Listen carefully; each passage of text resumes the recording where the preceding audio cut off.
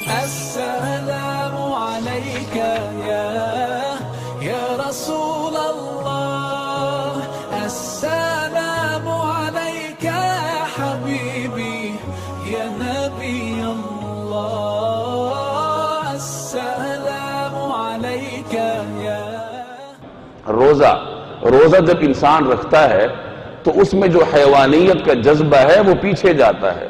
ہم کھاتے ہیں، پیتے ہیں، اسی طریقے سے شادی شدہ افراد نفسانی خواہشات کے جائز راستے تلاش کرتے ہیں.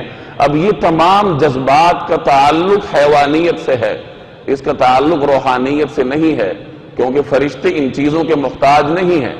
ان چیزوں کا محتاج حیوان یا صفت بہیمیت ہوا کرتی ہے.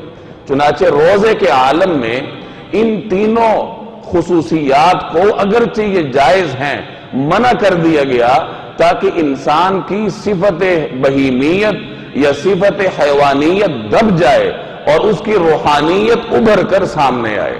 سارا سال انسان حیوانیت اور روحانیت دونوں کو لے کر چلتا ہے، لیکن رمضان میں روزے کے عالم میں اللہ جل جلالہ نے اس کو منع فرما دیا، ان حلال چیزوں سے انسان کو روکا تاکہ اس کے اندر کی جو صفت روحانیت ہے وہ سامنے آئے. اسی لیے جب سے اللہ نے مخلوقات کا آغاز کیا اسی وقت سے روزہ بھی مشروع فرمایا. جس طریقے